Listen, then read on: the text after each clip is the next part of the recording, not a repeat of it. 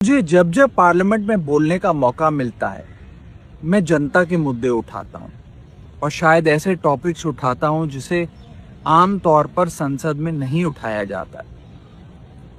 लेकिन क्या जनता के मुद्दे उठाना, पब्लिक इश्यूज पे बात करना कोई अपराध है? क्या मैंने कोई गुनाह कर दिया, कोई गलती कर दी? Have I done something wrong? ये सवाल आज मैं इसलिए पूछ रहा हूँ क्योंकि आम आदमी पार्टी ने राज्यसभा सेक्रेटेरिएट को ये कहा है कि राघव चड्ढा के पार्लियामेंट में बोलने पर रोक लगा दी जाए। जी हां, आम आदमी पार्टी ने पार्लियामेंट को ये सूचित किया है कि राघव चड्ढा को पार्लियामेंट में बोलने का मौका ना दिया जाए। अब भला कोई मेरे बोलने पर रोक क्यों लगाना चाहेगा? मैं तो जब बात करता हूं देश के आम आदमी की बात करता हूं। एयरपोर्ट पर मिल रहे महंगे खाने की बात रखी, जोमैटो ब्लिंकिट के डिलीवरी राइडर्स की प्रॉब्लम रखी, खाने में मिलावट का मुद्दा उठाया, टोल प्लाजा लूट से लेकर बैंक चार्जेस लूट की बात करी, यहाँ तक कि मिडिल क्लास पे टैक्स के बोझ से लेकर कंटेंट क्रिएटर्स पर स्ट्राइक क्यों करी जाती है, टेलीकॉम कंपनियां कैसे 12 महीने में 13 बार हमसे रिचार्ज कराती हैं, डेटा रोल ओवर नहीं देती हैं, रिचार्ज खत्म होने के बाद इनकमिंग रोक देती है। तमाम इश्यूज मैंने सदन में उठाए और ये मुद्दे उठाने के बाद देश के आम आदमी का तो फायदा हुआ, लेकिन इससे आम आदमी पार्टी का क्या नुकसान हुआ? भला कोई मुझे बोलने से क्यों रोकना चाहेगा? कोई मेरी आवाज को क्यों बंद करना चाहेगा? खैर, आप लोग मुझे अनलिमिटेड प्यार देते हैं। मैं जब जब आपके मुद्दे उठाता हूं, आप मुझे सपोर्ट करते हैं, मुझे शाबाशी देते हैं, मेरा हौसला बढ़ाते हैं। मैं आपको कहना चाहता हूं थैंक यू। ऐसे ही मेरा हाथ और मेरा साथ थामे रखिएगा, छोड़िएगा मत। मैं आपसे हूं और मैं आपके लिए हूं। और जिन लोगों ने आज पार्लियामेंट में मेरे बोलने का अधिकार मुझसे छीन लिया, मुझे खामोश कर दिया, मैं उन्हें भी कुछ कहना चाहता हूं। मेरी खामोशी को मेरी हार मत समझ लेना। मेरी खामोशी को मेरी हार मत समझ लेना। मैं वो दरिया हूं जो वक्त आज मैं राज्यसभा सांसद राघव चड्ढा जी से कुछ सवाल पूछना चाहता हूँ। राघव जी, आप बीजेपी से इतना डरते क्यों? आप बीजेपी से सवाल उठाने से डरते क्यों हैं? आप मोदी जी से सवाल उठाने से डरते क्यों हैं? आज हमारा देश एक बहुत बड़े संकट से गुजर रहा है। आज हमारे देश के लोकतंत्र पर, आज हमारे देश के संविधान पर खतरा।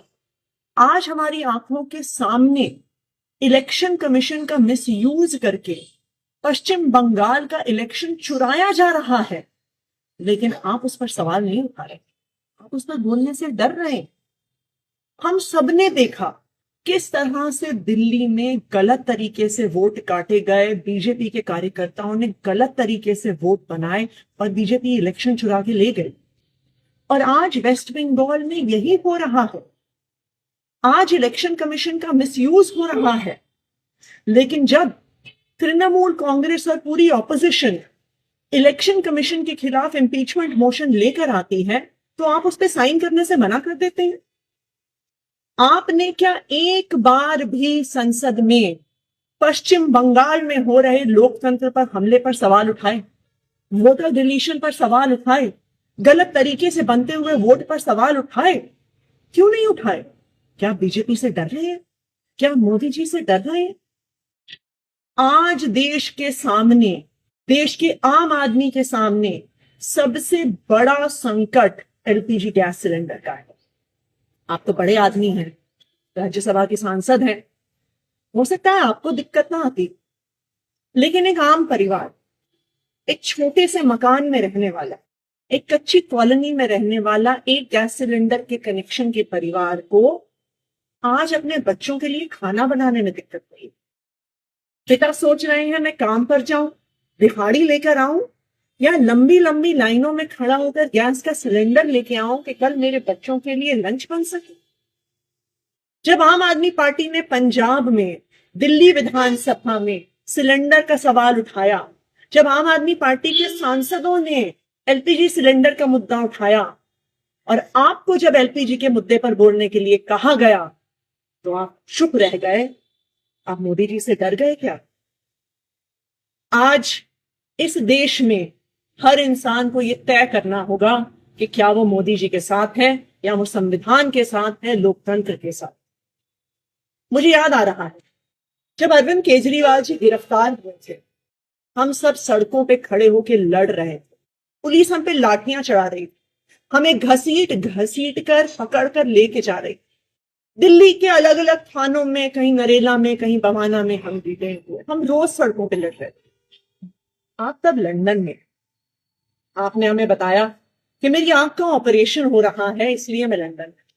हमसे मीडिया ने बहुत सवाल पूछे, बार बार हमने मीडिया को कहा कि नहीं नहीं, राघव चड्ढा जी डरे नहीं हैं, उनकी आंख में प्रॉब्लम है, वो अपना ऑपरेशन करवाने। लेकिन आज राघव जी, मेरे मन में भी ये सवाल आ रहा है कि जब अरविंद केजरीवाल जी गिरफ्तार हुए तब भी आप बीजेपी से डर गए, तब भी आप मोदी जी से डर गए, क्या आप डर के लंदन भाग गए? देखिए, हो सकता है कि आप मोदी जी से डरते, हो सकता है आप जेल जाने से डरते हैं, लेकिन हम अरविंद केजरीवाल के सिपाही हैं। हम ना बीजेपी से डरते हैं, ना मोदी जी से डरते हैं, ना उनकी एजेंसी से डरते हैं, ना जेल जाने से डरते हैं।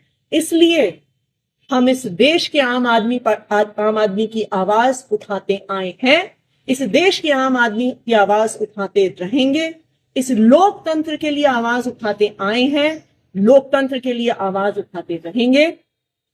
राघव जी, मोदी जी से डरने से, बीजेपी से डरने से संविधान नहीं बचेगा, लोकतंत्र नहीं बचेगा।